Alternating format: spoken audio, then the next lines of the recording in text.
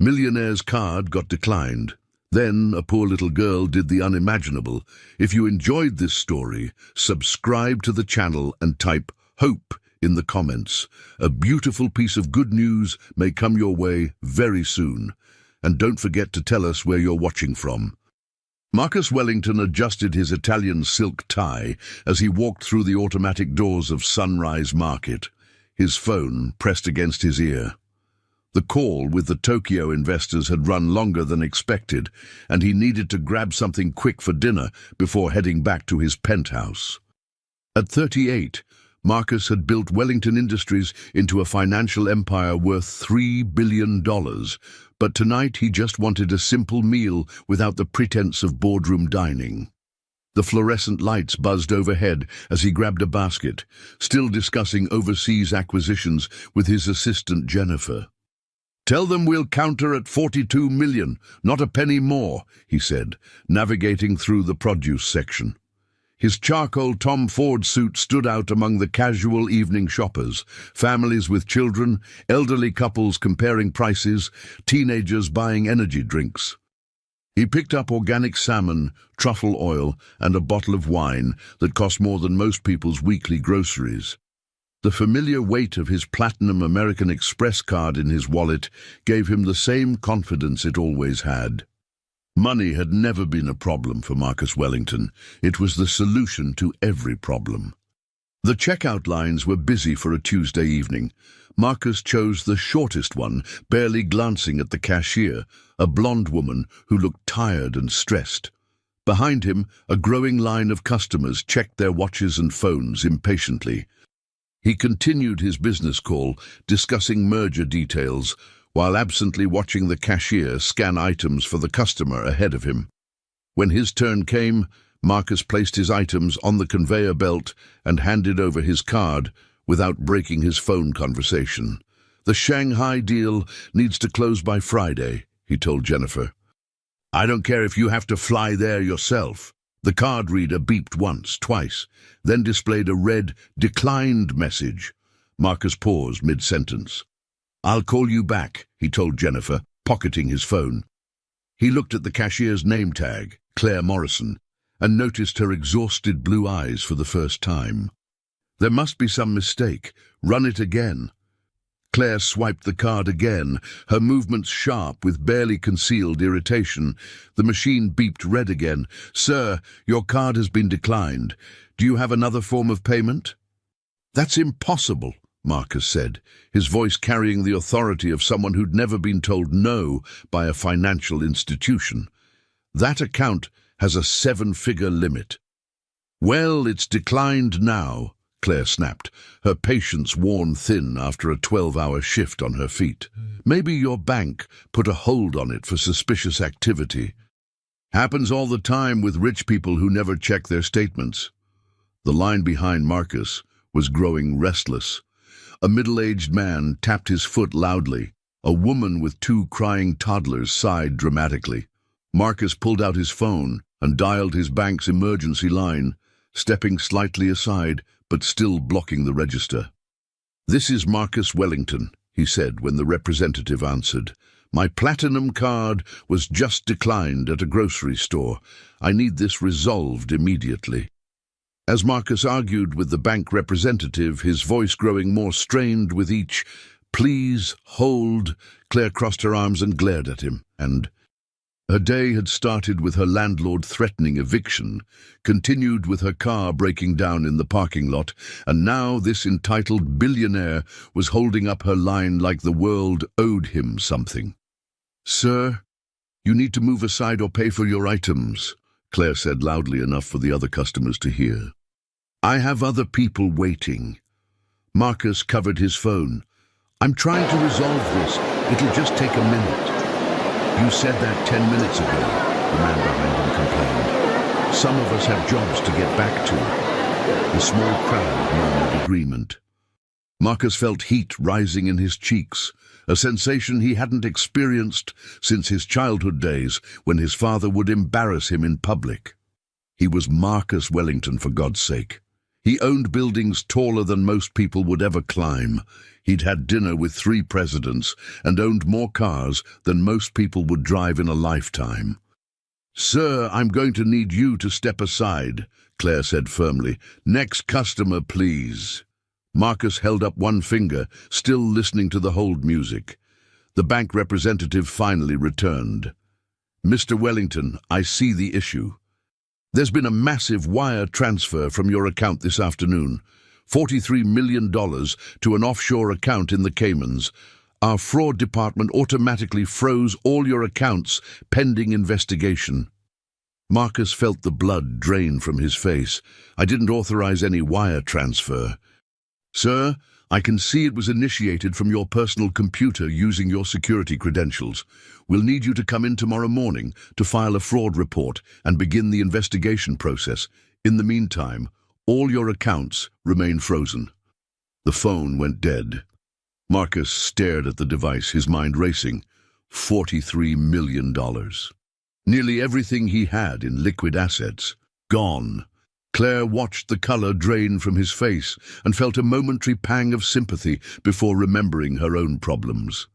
"Sir, are you going to pay for these items or not?" Marcus looked at the organic salmon, the truffle oil, the expensive wine. In his wallet, he had maybe $60 in cash, money he rarely used anymore. The groceries totaled $137.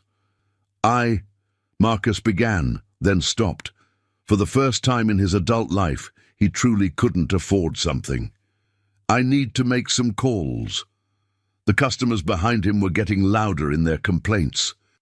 Claire's manager, a thin man named Bob, approached the register with concern written across his face.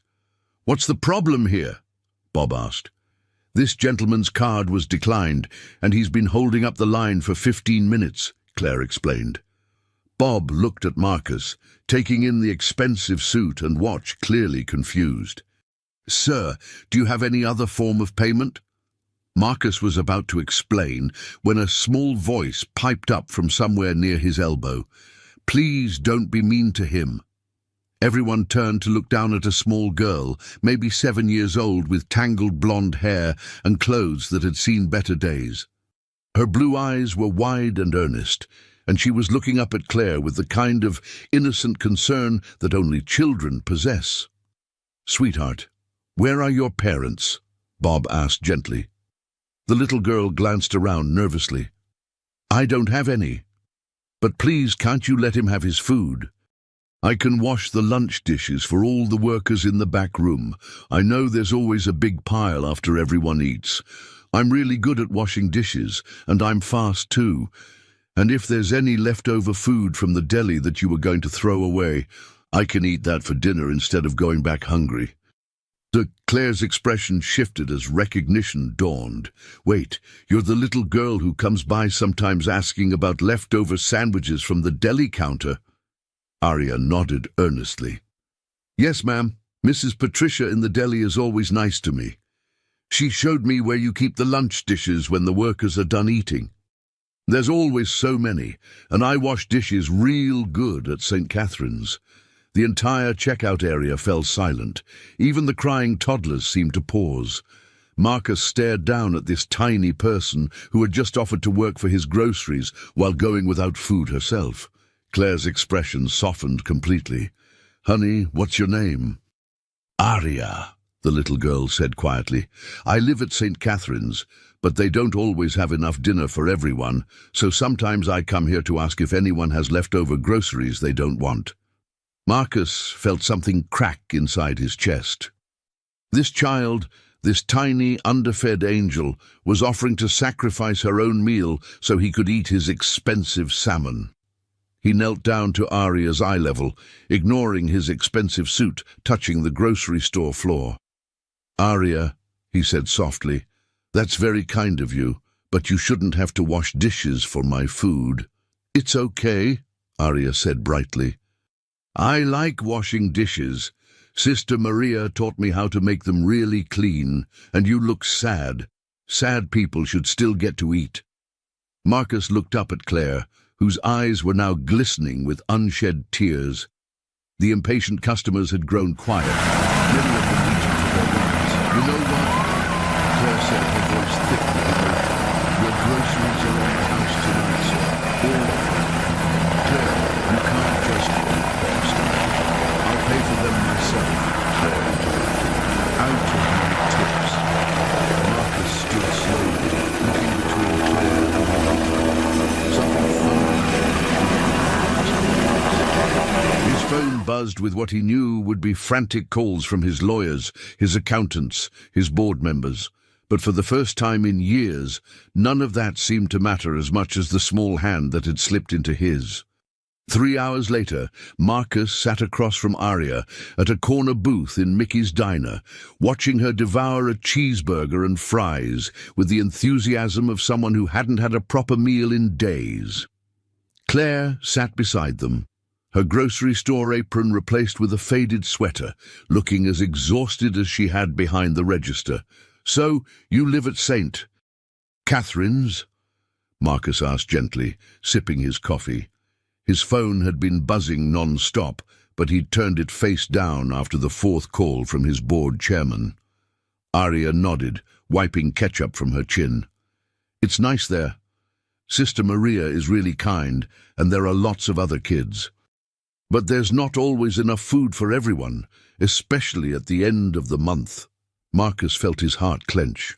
"How long have you been there, Aria?" "Since I was 4, she said matter-of-factly, stealing a French fry. "My mommy went to heaven in a car accident, and I don't have any other family. Well, I might have a daddy somewhere, but Sister Maria says he never came looking for me." Claire reached over and smoothed Aria's tangled hair. "You have beautiful hair, sweetheart. Do you brush it every morning?" "Sometimes I forget," Aria admitted. "And we only have one brush for all the girls, so sometimes I have to wait in line." Marcus watched Claire's gentle interaction with Aria and realized he'd misjudged the cashier completely. Her earlier rudeness hadn't been about entitlement or meanness. She was dealing with her own struggles and had reached her breaking point, just like he had tonight. "Claire," Marcus said carefully, "I owe you an apology and an explanation." Claire looked up from braiding a small section of Aria's hair. "You don't owe me anything. I was horrible to you tonight. It's been a really difficult day. Want to talk about it?" Claire hesitated, glancing at Aria, who was now working on her chocolate shake. "I got an eviction notice this morning. I'm 3 months behind on rent, and my landlord is done being patient. I've been working double shifts at the market, but it's barely enough to cover groceries and utilities, let alone catch up on rent." She paused, her voice dropping lower. "Then my car died in the parking after my shift. I couldn't afford to call a tow truck. I was already stressed when you came through my line, and when your card got declined." She shrugged. "I guess I took out my frustration on you." "I'm sorry." Marcus nodded slowly. "My card was declined because someone embezzled $43 million from my accounts today. My bank froze, everything pending investigation." Claire's eyes widened. $43 million, that's more money than most people will see in 10 lifetimes, yes, but it represents almost everything I have in liquid assets, if I can't prove fraud and get it back. Marcus ran his hands through his hair. "Let's just say I might be shopping for a studio apartment soon." Aria looked up from her shake, chocolate mustache adorning her upper lip. "What's embezzled mean?" "It means someone stole his money, sweetie," Claire explained gently. "That's not nice," Aria said seriously. "Stealing is wrong. Sister Maria says when people steal, it's usually because they're scared or hungry, but that doesn't make it okay." Marcus smiled despite himself. "Sister Maria sounds very wise." "She is. She says everyone deserves kindness, even when they're having bad days." Aria looked pointedly between Marcus and Claire. "Like you two were having tonight." Claire laughed, a genuine sound that transformed her tired face. "When did you become so smart, little one?" "I watch people a lot," Aria said simply. When you don't have much to do except wait for dinner or bedtime, you notice things. Like how Mr. Marcus talks on his phone because he's lonely, not because he's mean. And how you were being sharp because you were scared, not because you don't like people. Says Marcus stared at this 7-year-old who had just psychoanalyzed him more accurately than his last 3 therapists combined. How did you know I was lonely? Arya tilted her head thoughtfully. Because you eat fancy food by yourself instead of sharing it with friends.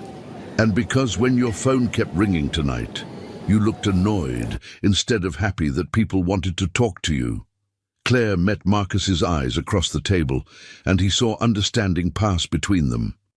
They were both staring at a child who possessed wisdom far beyond her years, forged by circumstances no 7-year-old should have to endure. Arya, Marcus said slowly, how would you like to not worry about dinner anymore? Arya's eyes widened. What do you mean? Marcus looked at Claire, who gave him a small, encouraging nod. I mean, what if you didn't have to come to the grocery store hoping for leftover food? What if you had your own room, with your own brush for your beautiful hair and 3 meals a day? Like a family? Arya whispered, barely daring to hope. Exactly like a family. Arya was quiet for a long moment, processing this. But you don't even know me. What if I'm not good enough? What if I do something wrong? Marcus felt his throat tighten. Sweetheart, tonight you offered to wash dishes so I could eat when I was a complete stranger to you. You saw past my expensive clothes and rude behavior to the person underneath. If anyone's not good enough in this situation, it's me. Claire wiped away a tear that had escaped down her cheek. Marcus, that's a beautiful gesture, but adoption is complicated. There are background checks, home studies, legal processes. I know, Marcus said. But I also know that I've spent the last 15 years building a fortune and calling it a life. Tonight, a 7-year-old taught me the difference between the two. Arya slipped out of her side of the booth and climbed up beside Marcus, her small hand finding his much larger one. Would you really want me? Even if I sometimes forget to brush my hair and I talk too much and I'm scared of thunderstorms? Marcus squeezed her tiny hand gently, especially then. His phone buzzed again, and this time he answered it. Jennifer, I need you to clear my calendar for the next few days. Cancel the Singapore meeting, postpone the quarterly reviews, and reschedule everything non-essential. Marcus, the board is in crisis mode about the missing funds. You can't just disappear right now. Jennifer's voice carried through the speaker. I'm not disappearing. I'm finally appearing, Marcus said, looking at Arya's hopeful face. And Jennifer, I need you to research adoption procedures for children in state care, specifically through St. Catherine's Children's Home. There was a pause.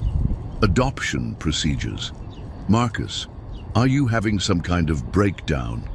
No, Marcus said, feeling more clear-headed than he had in years. I think I'm finally having a breakthrough. He ended the call and looked at Claire, who was watching the interaction with amazement. What about you, Claire? After tonight, are you going to be okay? Claire shrugged. I'll figure something out. I always do. Marcus pulled out his wallet and counted his remaining cash, $63. He handed it all to Claire. It's not much, but maybe it'll help with groceries until you figure out the rest. Marcus, I can't take your money. You might need it. I might, he agreed. But you need it more right now. Besides, he smiled at Arya, who was leaning against his arm, someone recently taught me that taking care of people is more important than taking care of yourself. Claire accepted the money with tears in her eyes. Thank you, both of them. As they prepared to leave the diner, Marcus realized that 12 hours ago, losing $43 million would have been the worst thing he could imagine. Now, as Arya slipped her hand into his and chatted about her favorite books and her friend Katie at St. Catherine's, He wondered if it might turn out to be the best thing that had ever happened to him. But first, he had to figure out who had stolen his fortune and why. Because despite tonight's revelations, Marcus Wellington hadn't built a business empire by being naive. Someone had targeted him specifically, and until he knew who and why, Aria wasn't safe. None of them were. The next morning, Marcus sat in the sterile conference room of First National Bank, surrounded by lawyers, investigators, and executives who looked like they'd been awake all night. His usual armor of expensive suits had been replaced with jeans and a button-down shirt, partly because he was trying to conserve his remaining cash, and partly because his priorities had fundamentally shifted in the last 18 hours. "Mr. Wellington," Detective Sarah Rodriguez said, sliding a thick folder across the mahogany table, "we've traced the wire transfer to an account in the Cayman Islands registered under a shell company called Meridian Holdings. The transaction was initiated from your personal computer using your login credentials at 3:47 p.m. yesterday." "Gee," Marcus frowned, trying to remember yesterday afternoon. "I was in meetings until 6. My computer was locked in my office." "Was anyone else in your office who would have access to your passwords?" Detective Rodriguez asked. "No one has my passwords except—" Marcus paused, his blood running cold, "except my assistant, Jennifer. But she's worked for me for 8 years. She's like family." "Mr. Wellington," the bank's fraud investigator, a thin man named Patterson, interrupted, "we need to discuss the timeline more carefully. The transfer wasn't just someone logging into your computer. It required a secondary authorization code that gets sent to your personal phone. Someone would need both your computer access and your phone to complete this transaction." Marcus pulled out his phone and scrolled through yesterday's messages. There it was. A text from First National at 3:47 p.m. with a 6-digit authorization code. "I remember getting this, but I was in a meeting with the board. I assumed it was just a routine security update. I get these codes all the time for various transactions." "Did you share that code with anyone?" Marcus stopped, a memory surfacing. "I was discussing the Shanghai acquisition with Jennifer. When the text came through, I was annoyed by the interruption. I might have. I think I read the number aloud while I was dictating notes to her." The room fell silent. Detective Rodriguez leaned forward. "Mr. Wellington, we're going to need Jennifer's personnel file, her financial records, and we'll need to search her workspace."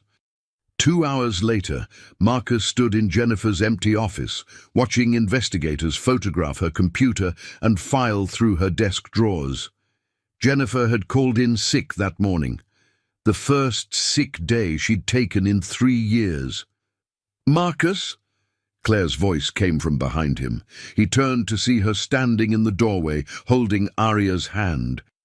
Both of them looked concerned. "Claire, what are you doing here?" Marcus asked, stepping away from the investigators. "Aria insisted we come check on you," Claire said. "She was worried when you didn't come back to St. Catherine's like you promised." Aria let go of Claire's hand and walked over to Marcus, studying his face with those unnaturally perceptive eyes. "You look scared. Did the people who stole your money hurt you?" Marcus knelt down to her level. "No, sweetheart. But I'm learning that someone I trusted very much might have been the one who stole it." "That's the worst kind of stealing," Aria said solemnly. "Sister Maria says when people we love hurt us, it breaks our hearts in a different way than when strangers hurt us." "Sister Maria is very smart," Marcus agreed, feeling that familiar tightness in his chest that seemed to happen whenever Aria demonstrated wisdom beyond her years. Claire approached cautiously. "Is there anything we can do to help?" Before Marcus could answer, Detective Rodriguez appeared in the doorway. "Mr. Wellington, we need to speak with you privately." Marcus looked at Claire and Aria. "Can you wait in my office? There are some books on the shelf that Aria might like." After they left, Detective Rodriguez closed the door. We found something interesting in Jennifer's desk. Travel brochures for Costa Rica and a resignation letter dated for next Friday. She was planning to quit right after you would have discovered the missing money. Marcus sank into Jennifer's chair, feeling betrayed in a way he hadn't since his father had sold his childhood home without telling him. 8 years. I trusted her with everything. There's more, Detective Rodriguez said grimly. We contacted her apartment building. She moved out 3 days ago, told the landlord she was relocating for a new job. Her neighbors haven't seen her since Monday. So she's gone. We've issued a BOLO alert and contacted Interpol. If she tries to access that Cayman account or cross any borders, we'll find her. But Mr. Wellington, I have to ask, even if we recover the money, it could take months or years. Do you have the resources to maintain your current lifestyle during the investigation?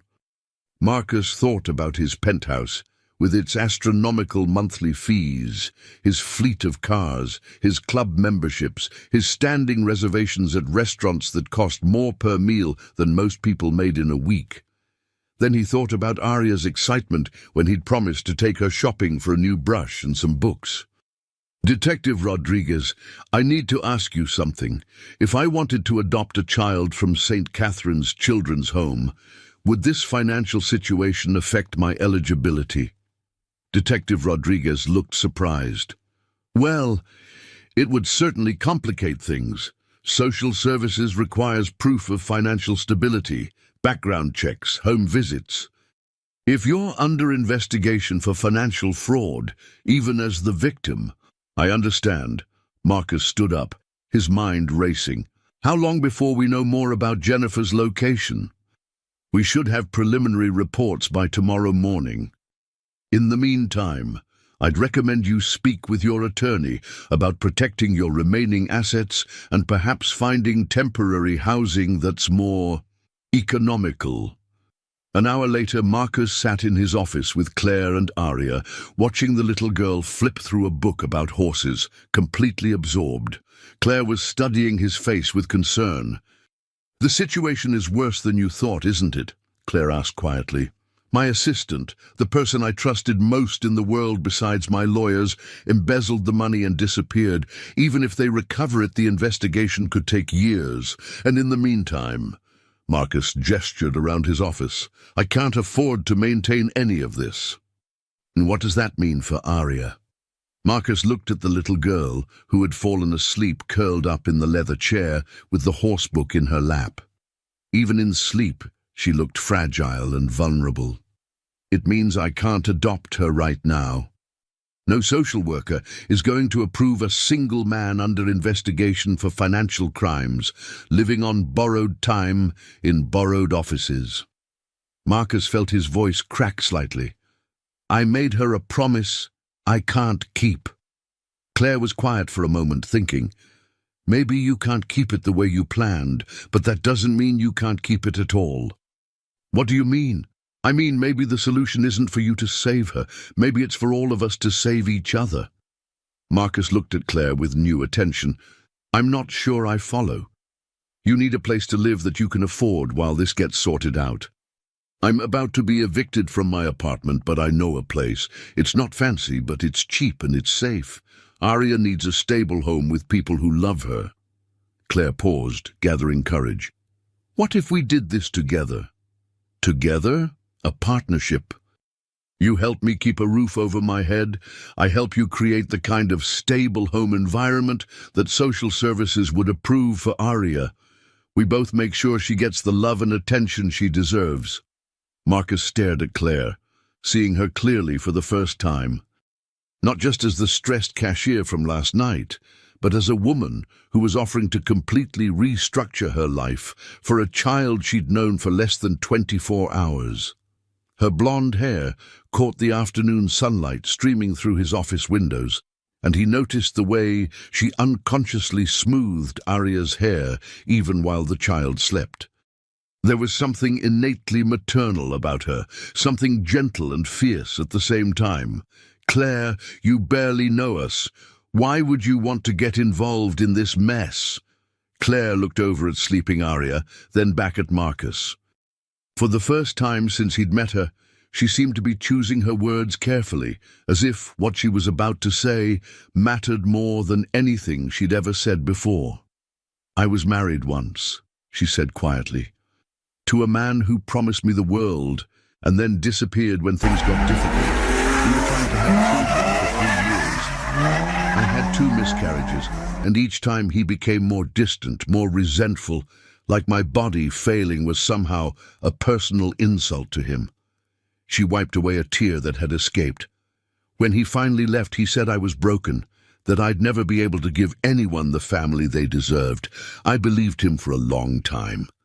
I've been working double shifts and living in that tiny apartment, convinced that I wasn't worthy of love or family or anything good."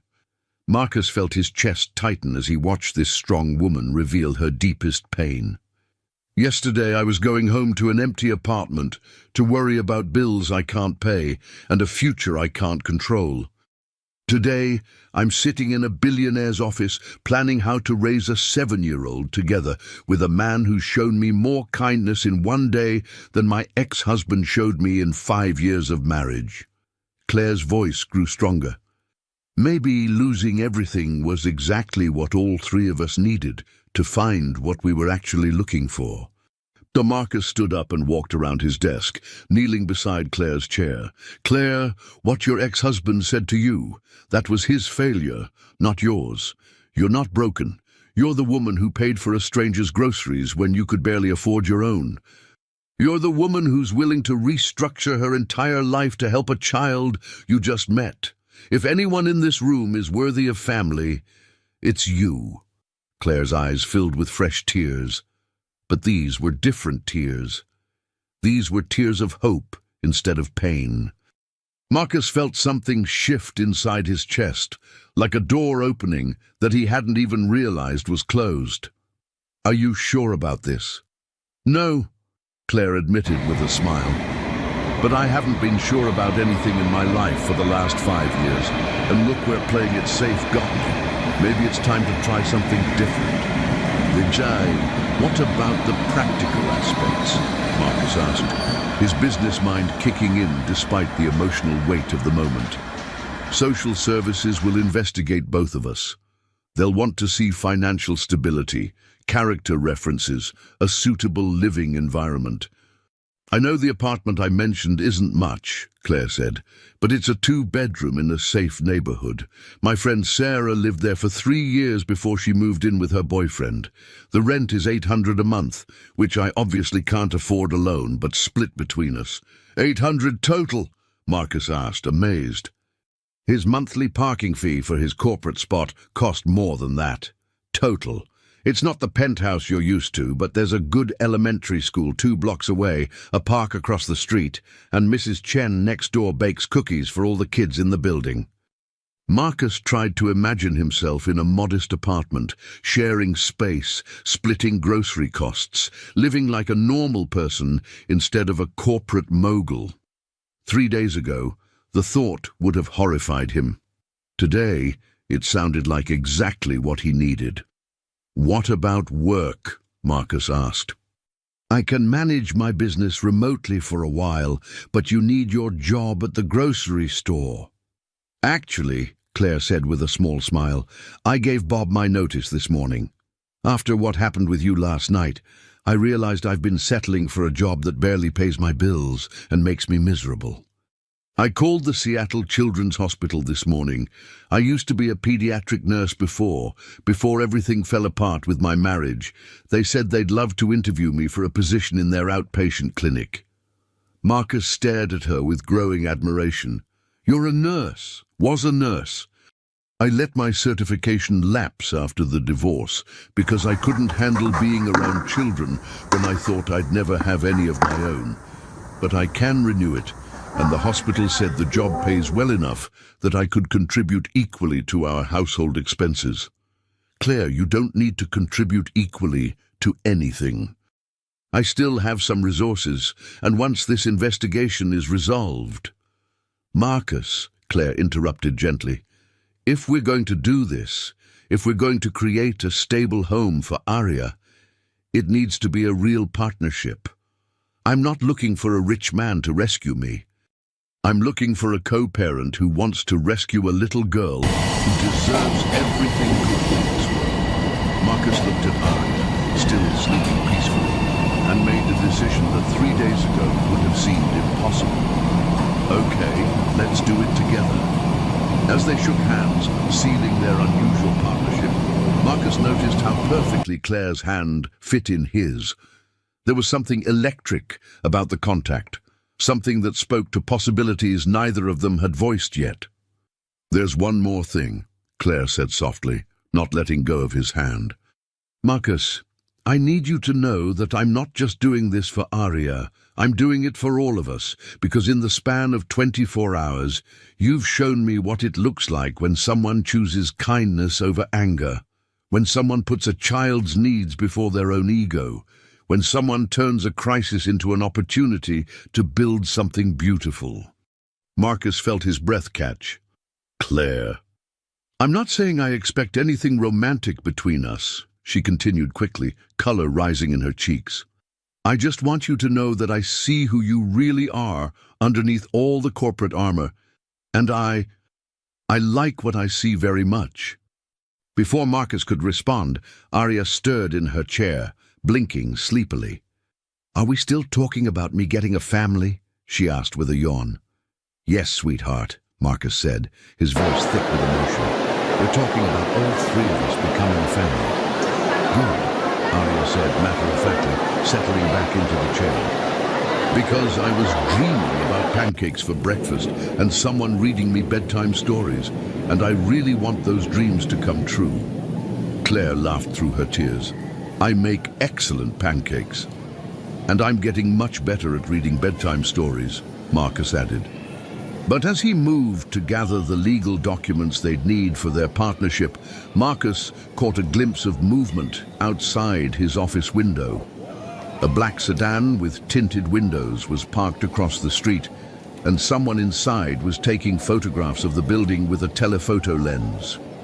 His instincts, honed by years of corporate warfare, told him that Jennifer's theft might not have been a simple crime of opportunity. "Claire," Marcus said quietly, moving away from the window, "we should probably leave soon. I want to get Arya somewhere safe before dark." "Is everything okay?" Claire asked, noting the tension in his voice. Marcus looked at this woman who had just bared her soul to him, at this child who had already been through too much trauma in her short life, and made another decision. He was going to protect them both, no matter what it cost him. "Everything's going to be fine," he said with more confidence than he felt. "But I think our problems are just beginning." The black sedan's engine started as Marcus began packing up his office, and he noticed it didn't leave until after they did. Someone was watching them, and Marcus had a feeling that Jennifer's theft was just the opening move in a much larger and more dangerous game. 2 weeks later, Marcus stood in the cramped kitchen of Claire's small apartment, attempting to make pancakes, while Arya sat at the tiny table, coloring in a new book Claire had bought her. The domestic scene would have seemed impossible to him a month ago, but now it felt more natural than any boardroom meeting ever had. "Marcus, you're burning them again," Claire called from the bathroom, where she was getting ready for her morning shift at the grocery store. "I'm not burning them. I'm creating a rustic, caramelized texture," Marcus replied, scraping blackened batter from the pan. Arya looked up from her coloring book, giggling. "That's fancy talk for burned, isn't it?" "Smart girl," Marcus said, ruffling her hair. In the past 2 weeks, Arya had blossomed.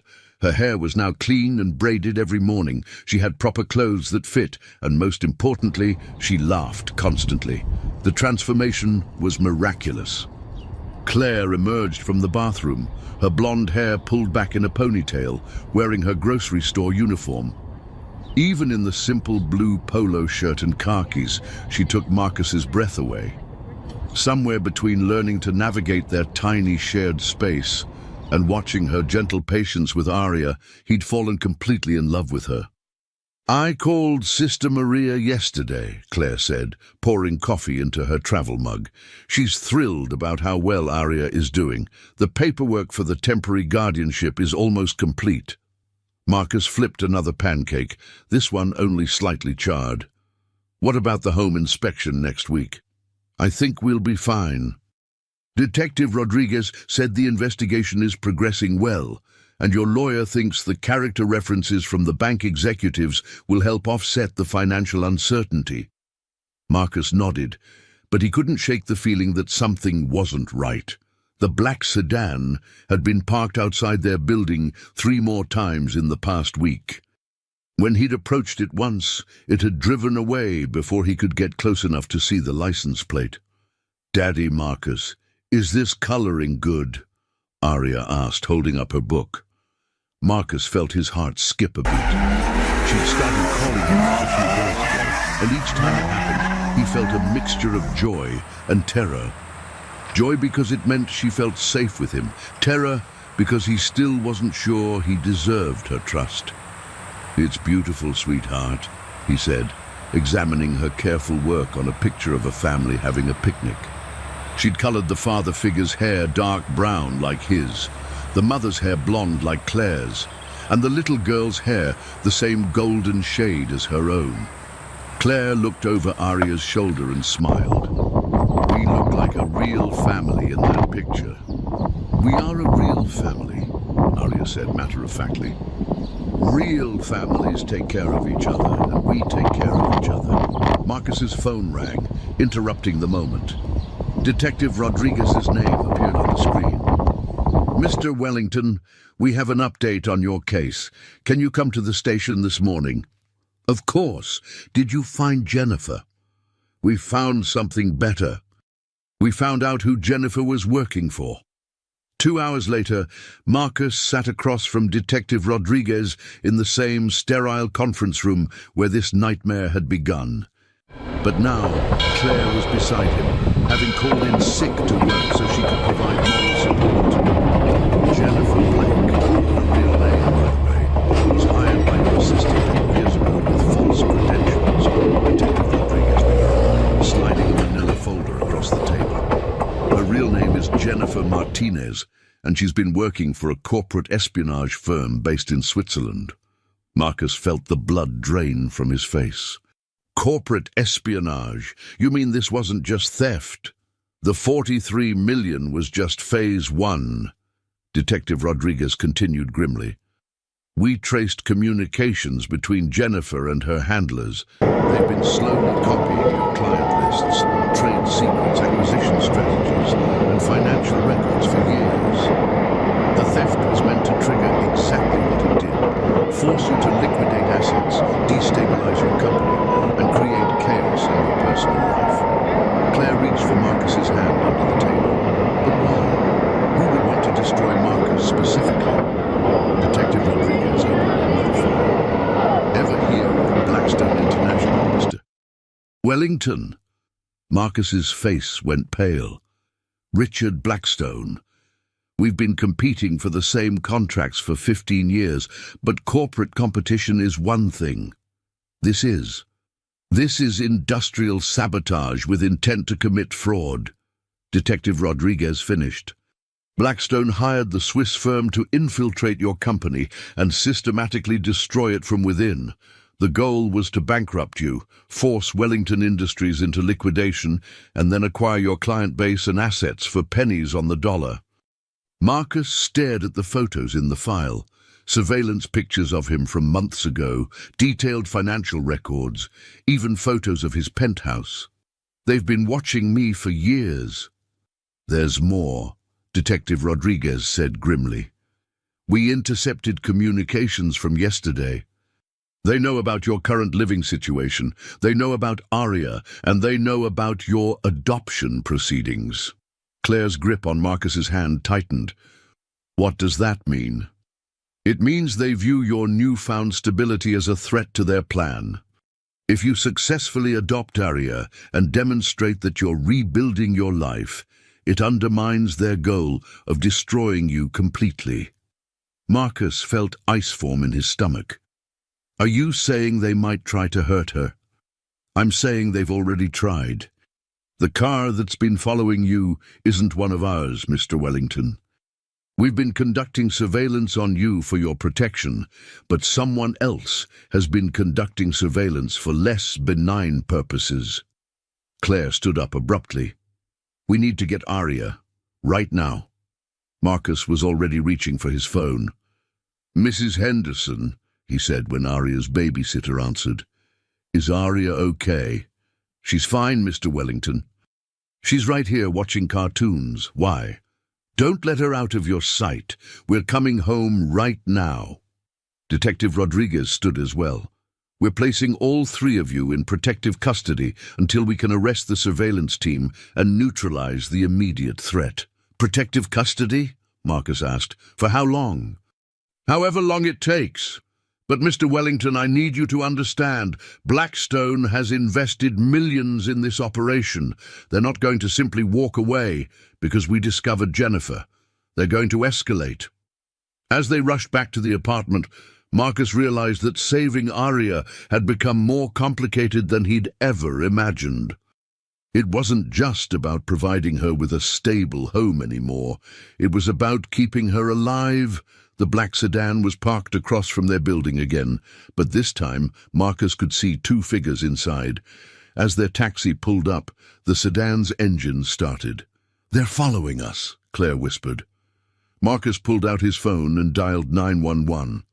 But as he started to speak to the dispatcher, he noticed something that made his blood run cold.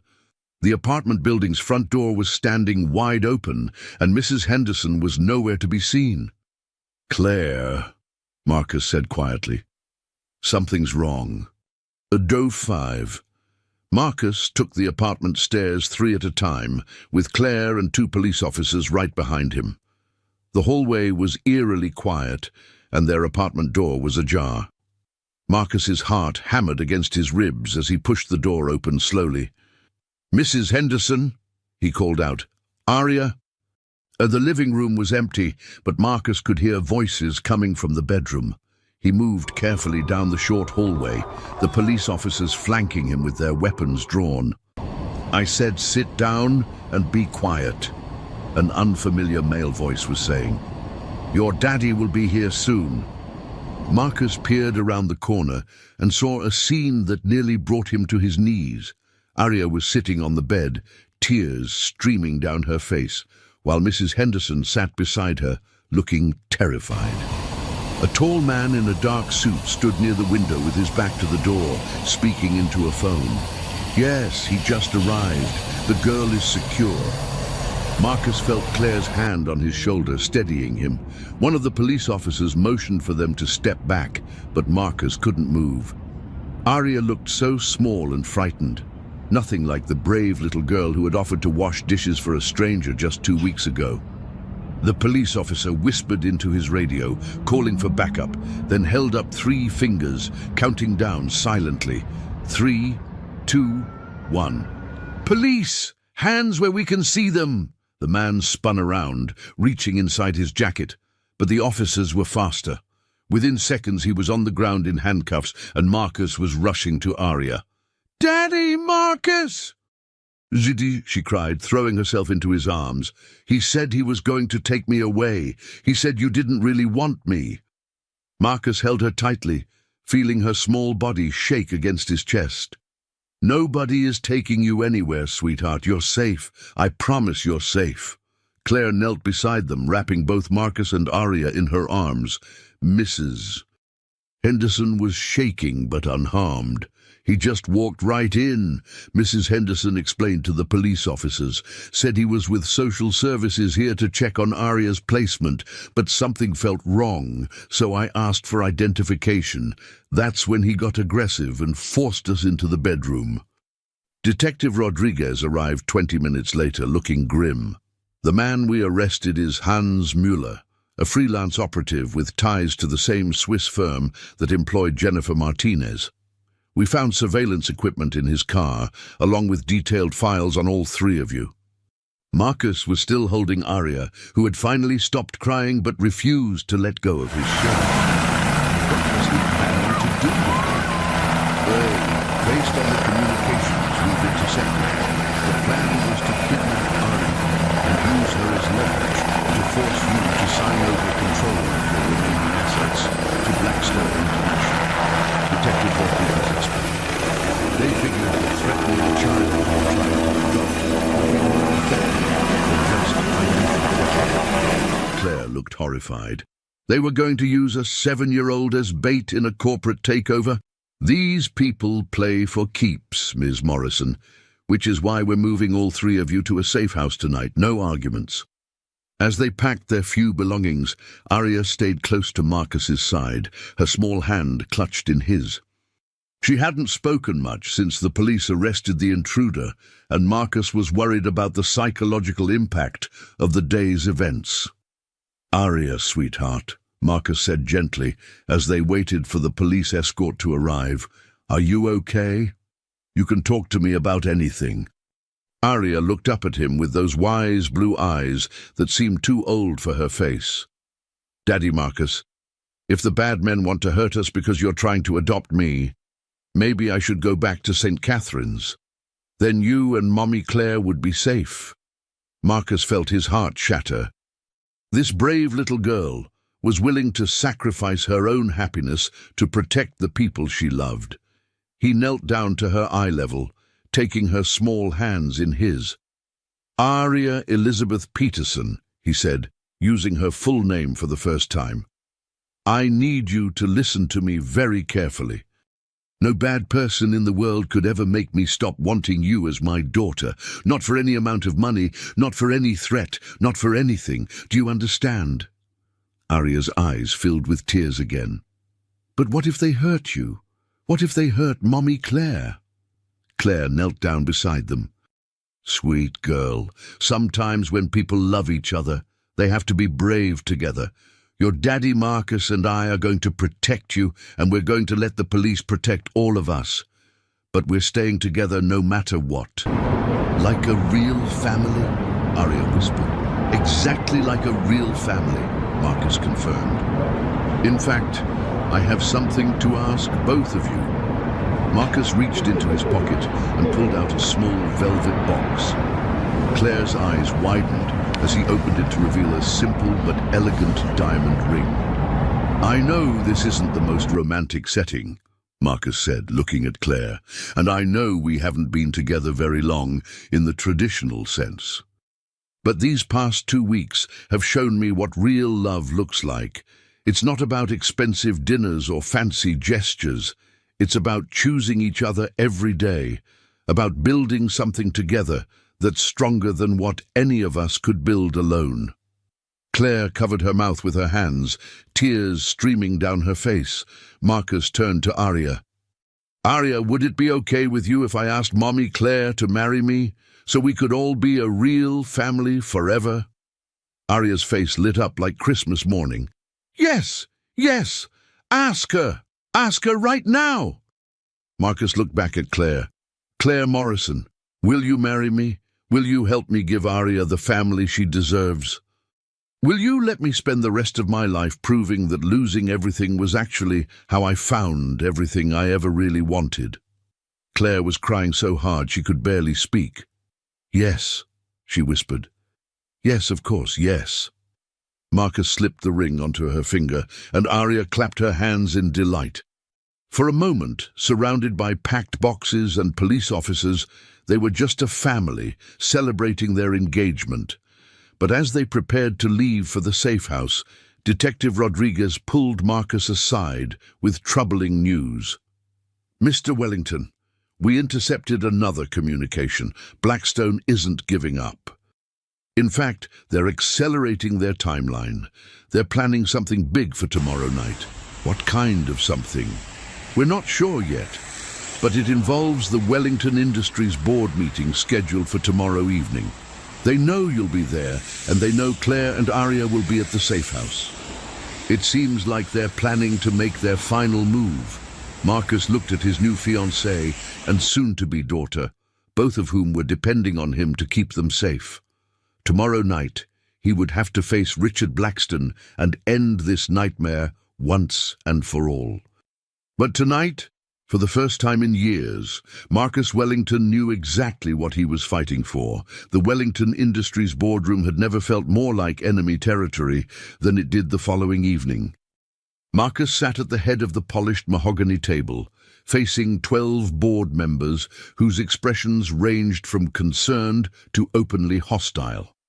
Through the floor-to-ceiling windows, the Seattle skyline glittered in the darkness, but Marcus's attention was focused on the empty chair where Richard Blackstone would soon be sitting. The familiar weight of his wedding ring, a simple gold band that Claire had insisted on buying together, reminded him of what he was truly fighting for tonight.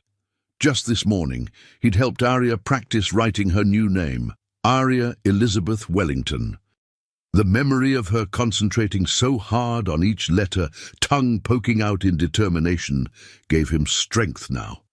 "Marcus, we need to discuss the company's future," said Robert Chen, the board chairman and Marcus's former mentor.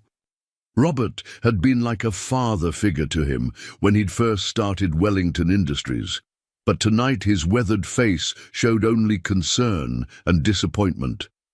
The financial irregularities, the investigation, the negative press, it's affecting our stock price and client confidence.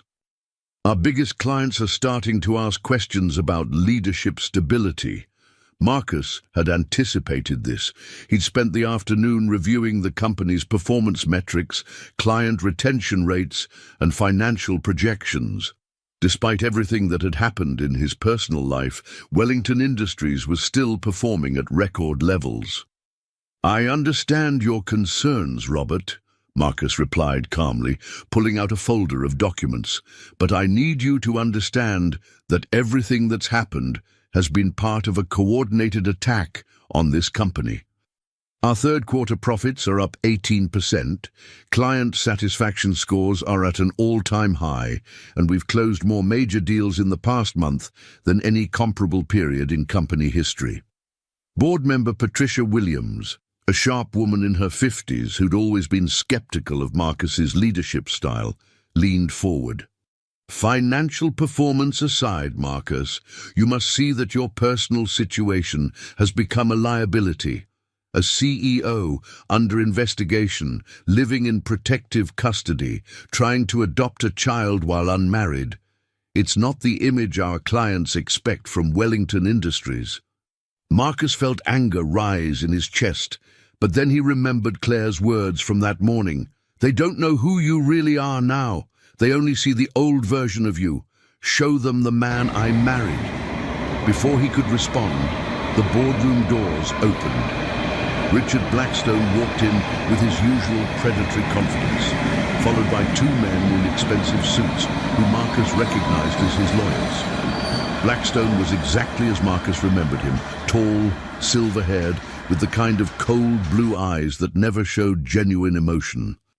He wore a charcoal grey Armani suit that probably cost more than most people made in 3 months, and his smile had the calculating quality of a shark, sensing blood in the water.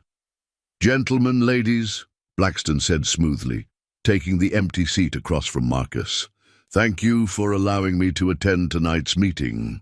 Robert Chen looked uncomfortable, fidgeting with his reading glasses. "Mr. Blackstone, while we appreciate your interest in investing in Wellington Industries, this is still an internal board meeting. We haven't actually voted to allow outside observers." Blackstone's smile widened, and Marcus felt his stomach drop. He recognized that expression. It was the same one Blackstone had worn 15 years ago when he'd successfully poached Marcus's 3 biggest clients in a single week. "Actually, Mr. Chen, I'm not here as a potential investor. I'm here as the new majority shareholder." The room fell silent. Marcus felt his blood turn to ice, but forced his expression to remain neutral. Years of high-stakes negotiations had taught him never to show weakness, especially not in front of Richard Blackstone. "What are you talking about?" Marcus demanded, his voice steady despite the panic rising in his chest. Blackstone's lawyer, a thin man with pale skin and rimless glasses, placed a thick document on the table. "This morning, Blackstone International acquired 51% of Wellington Industries stock through a combination of strategic purchases and proxy agreements with several shell companies. The transactions were completed before market open at 9:30 a.m. Eastern Time. Marcus scanned the document, his lawyer training allowing him to quickly identify the key points. It was all legal, all technically above board, and completely devastating.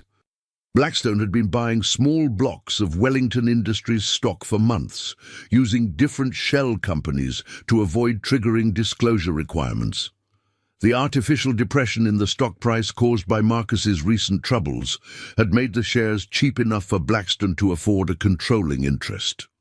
The stock purchases were made possible by the artificially depressed share price caused by your recent troubles. Blackstone continued with obvious satisfaction, leaning back in his chair like a cat that had cornered a mouse. Funny how personal scandals can affect business valuations, isn't it, Marcus? As majority shareholder, I'm calling for an immediate vote of no confidence in Marcus Wellington's leadership. Marcus watched the faces around the table as the board members processed this information. Some looked shocked, others looked relieved that someone was finally taking action. Patricia Williams was nodding slightly, as if she'd been expecting this moment. Furthermore, Blackstone continued, I'm prepared to offer very generous severance packages to any board members who vote to install new leadership. I have a complete restructuring plan that will streamline operations, cut unnecessary expenses, and refocus this company on profitable growth rather than... He looked directly at Marcus. Whatever charitable crusade our current CEO seems to be pursuing, board member after board member stared at the documentation in shock. Marcus realized that Blackstone had been planning this for years. The theft of his personal fortune was just the opening move in a much larger game. Every humiliation, every public embarrassment, every moment of vulnerability had been carefully orchestrated to bring the company's stock price down to a level where Blackstone could afford a takeover. Before we vote, Marcus said quietly, reaching into his briefcase, I have something to share with the board. He pulled out his phone and connected it to the boardroom sound system. Detective Rodriguez had given him permission to use the recordings tonight. But Marcus knew this was a significant gamble. If this didn't work, he would lose everything he'd built over the past 15 years. What you're about to hear, Marcus said, looking each board member in the eye, is a recorded conversation between Jennifer Martinez, my former assistant, and her handler at a Swiss corporate espionage firm. This recording was made by the FBI as part of their investigation into the theft of my personal assets. He pressed play, and Jennifer Martinez's voice filled the room, clear and unmistakable. The goal is to destroy Wellington completely. We've been copying his client files for 3 years, his acquisition strategies, his negotiation tactics, everything. Once Blackstone takes control of the company, we'll have eliminated the last major competitor in the Pacific Northwest market. The kidnapping threat against the kid was brilliant. It'll make Wellington look unstable and desperate, and it gives us leverage if he tries to fight the takeover. The room erupted in shocked murmurs. Blackstone's confident expression faltered for the first time, a flush of color creeping up his neck. That's completely taken out of context, Blackstone said quickly. I have no knowledge of any espionage activities, and I certainly never authorized any threats against children. Marcus pressed play on another file. This time, it was Blackstone's own voice. I don't care what it takes, Richard. I want Wellington destroyed professionally and personally. If targeting the kid is what breaks him, then do it. Just make sure it can't be traced back to me. Patricia Williams gasped audibly. Robert Chen's face had gone pale. Even the lawyers looked uncomfortable. Marcus stood up slowly, feeling more confident than he had in weeks. Richard, did you really think I'd come here tonight without evidence? The FBI has recordings of your conversations with the Swiss firm, financial records of your payments to Jennifer Martinez, bank transfers totaling over $2 million to finance this operation, and testimony from Hans Müller about the planned kidnapping of my daughter. Your daughter? Blackstone sneered, but there was desperation in his voice now.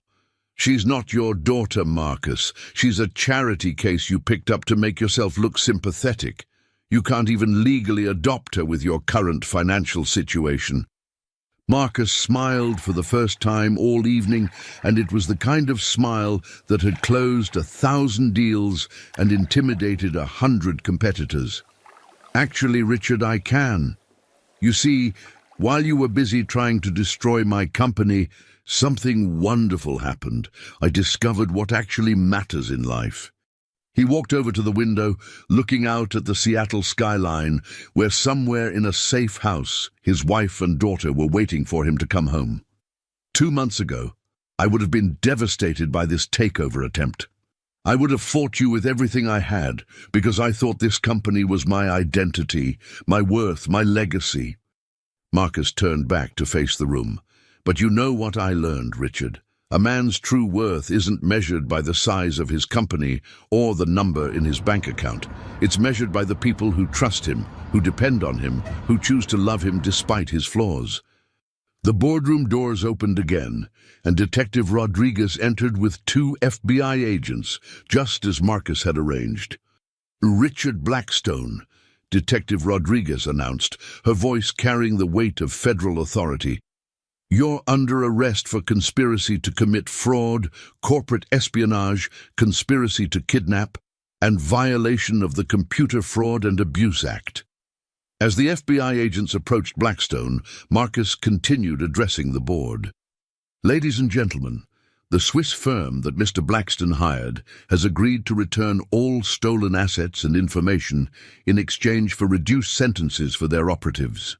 The $43 million will be returned to my accounts within 72 hours, along with documentation of every client Blackstone intended to steal and every proprietary strategy they copied.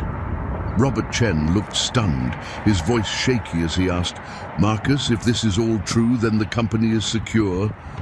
More than secure, Marcus said, pulling out another folder.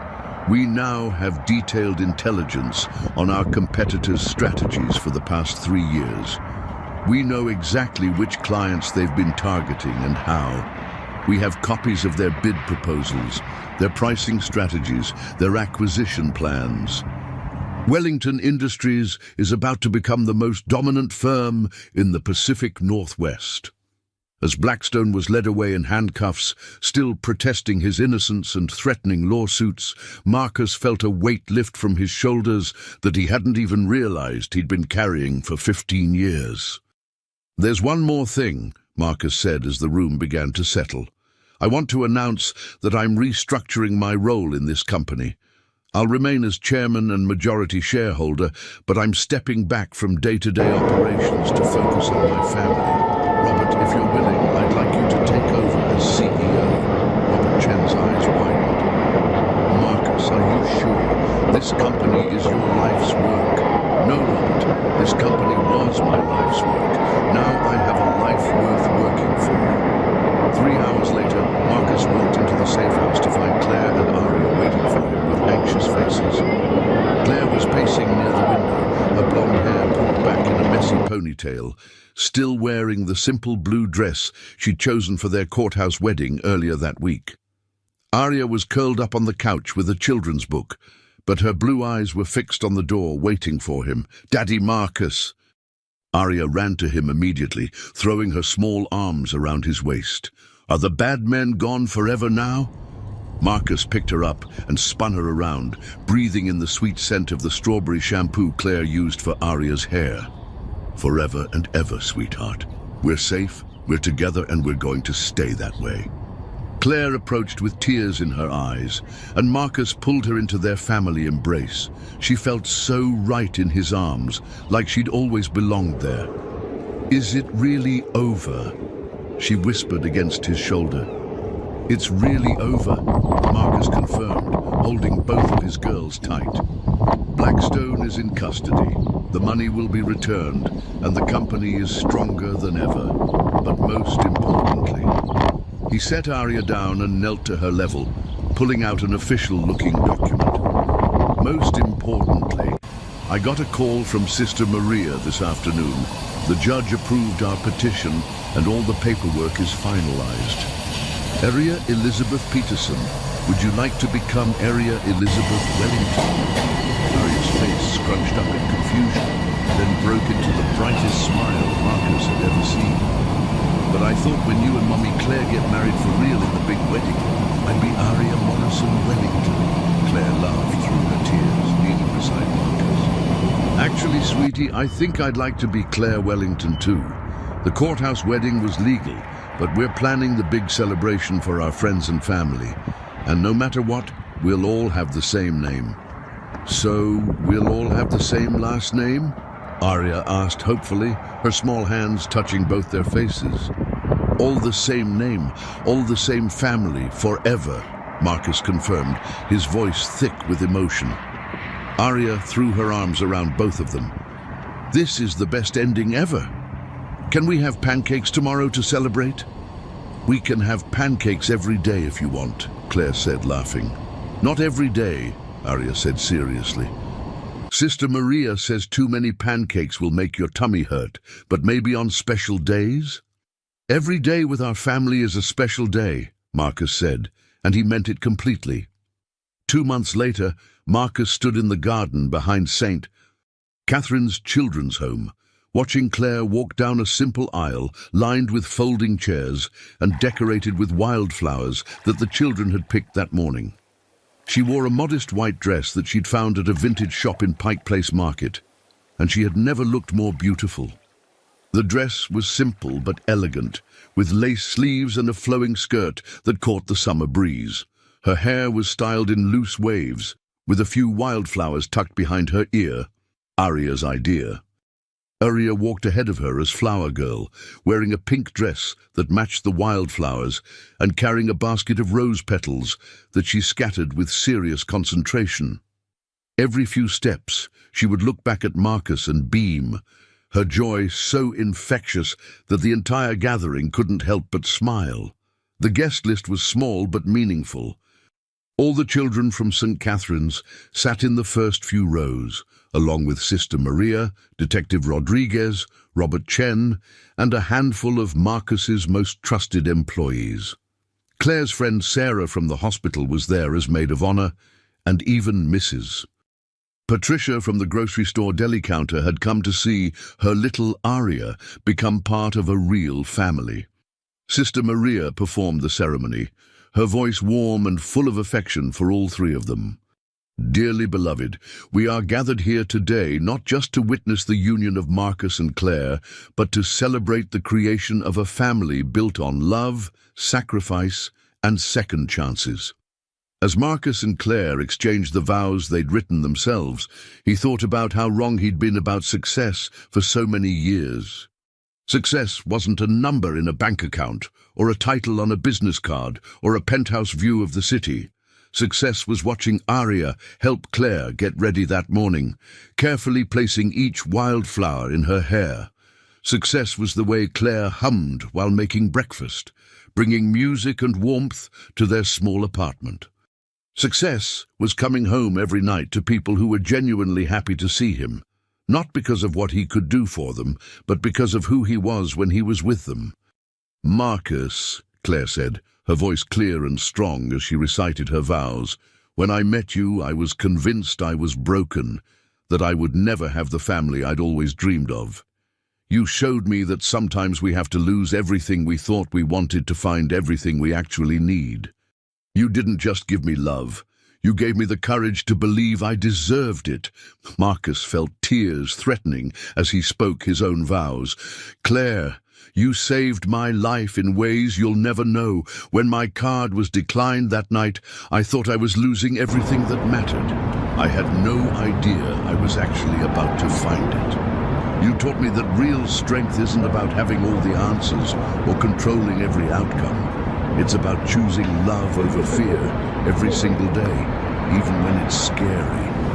He looked down at Arya, who was standing beside them holding their rings on a small pillow. And Arya, my brave, beautiful daughter, you taught me that the most important job in the world isn't CEO of anything. It's being your dad. You may kiss the bride, Sister Maria announced with a smile that lit up her entire face.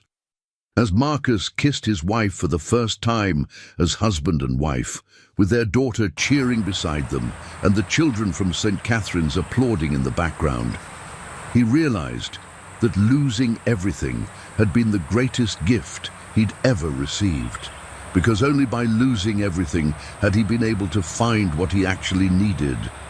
The reception was held in the children's home cafeteria, transformed with string lights and more wildflowers into something magical. Claire had insisted on a simple celebration: sandwiches, homemade cake, and music from a borrowed stereo system. It was nothing like the elaborate corporate events Marcus was used to, and it was absolutely perfect.